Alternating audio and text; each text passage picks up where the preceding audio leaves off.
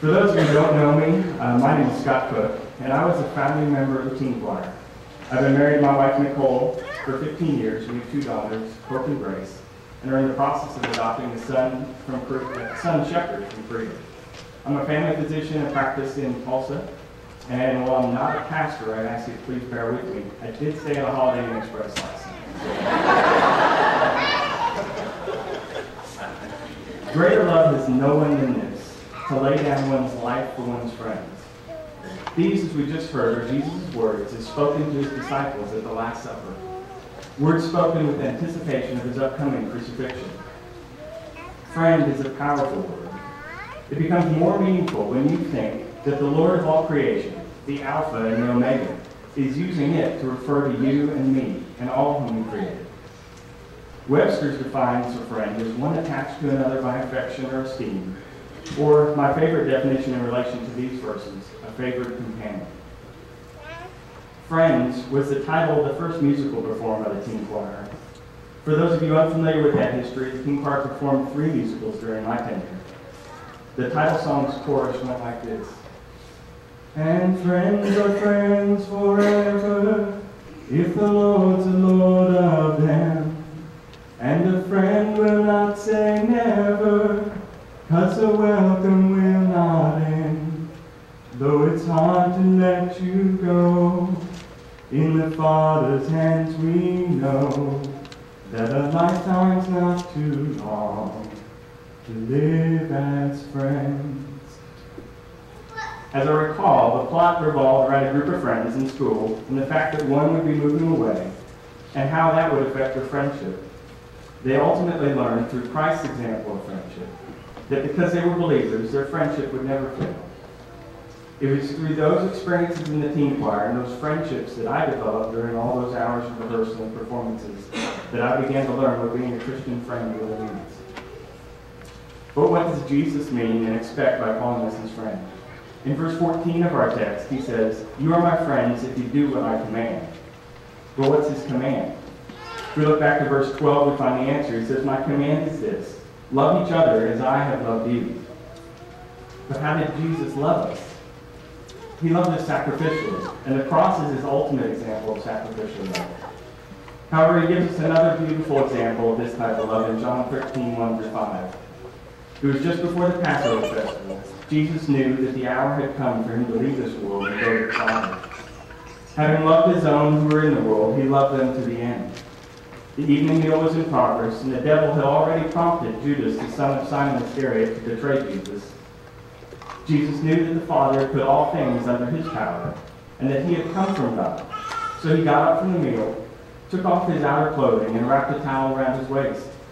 After that, he poured water into a basin and began to wash his disciples' feet, drying them with the towel that was wrapped around him. Here Jesus, the Son of God, humbles himself and gets down and washes his disciples' feet. By all rights, it should have been the other way. But what I find even more remarkable is that he also knowingly washes his betrayer's feet as well. How many of us could say that we would do the same? He also loves us with unlimited forgiveness. In Matthew 18, 21-22, we read, "Then Peter came to Jesus and asked, 'Lord, how many times shall I forgive my brother or sister who sins against me? Up to 7 times?' Jesus answered, 'I tell you, not 7 times, but 77 times. I recently heard a minister tell a story about going to church for some meetings. When the meetings were done, he was headed out to church. He said he started checking his pockets, make sure he had all the stuff that he brought in with him. He found his cell phone and wallet, but he was missing his keys. He thought, oh no, I've left him in the car again. Apparently this was a frequent problem for him, and one incidentally that his wife was always chastising him about, for fear that the car would be stolen. So he continued out to the parking lot to find his car and his missing keys, only to find that the car was missing. It had been stolen, he thought. He called the police, and then he made the call that he'd been dreading. As he's speaking to his wife, he told her that the car had been stolen and that he had left the keys in it. After a long pause, during which he was imagining all the I told you so's and the other things that his wife would have to say to him, she reminded him that she had dropped him off for his meetings that night. He then stated he only wished that the police had been as forgiving as his wife had been. Marriage is a place where we often get to practice forgiveness and have it practiced on us.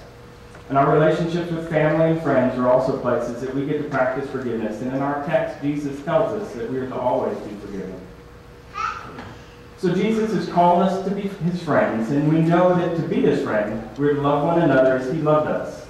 And we now know that he loved us sacrificially and with unlimited forgiveness. But who are we to love? In Matthew 22:37, Jesus tells us to love the Lord your God with all your heart, and with all your soul, and with all your mind. So we're to love God first. Then in verse 38, he goes on to tell us that we're to love our neighbor as ourselves. Sounds pretty easy, right? I mean, I can love my neighbor. But, there's always that one neighbor. The one that leaves his old broken down car in the driveway. The one that doesn't mow his lawn but once in the summer. Or the one who's always throwing loud pool parties in the backyard. We're called to love them as much as we love ourselves. And that's not sounding maybe quite as easy as it was. But he doesn't just stop there. He goes one step further in Matthew 5:43-44. He says, "You have heard that it was said, love your neighbor and hate your enemy. But I tell you, love your enemies and pray for those who persecute you." But that one is always hard for me. And it's easy for me to say, I love my enemy. But deep down, I don't really mean it. But to truly care for my enemy or persecutor enough to remember them in my daily prayers, that's only something I think that is possible with the help of the Holy Spirit. So by learning what it means to be a friend, by loving as Jesus loved us, loving our neighbor as ourselves, and even loving our enemies, I believe this is how we can truly be friends forever. As that song that many of us gathered here today sang so many years ago. Without the teen choir, I doubt that many of us would be here today in the sanctuary. Even though we don't communicate every day anymore, I still consider the friends that I made in the teen choir some of my best friends. And when we get together, it's as if we had never been apart. I think it's our shared experiences in the choir that has made it possible to live a lifetime as friends, as the song says. It's my prayer that those friendships will continue to grow, and that you would continue to support the teen choir through your prayers, your service, and your giving, so that the children and teens gathered here today, and those who have yet to step through these doors, will be able to experience Christ and his love as we all have.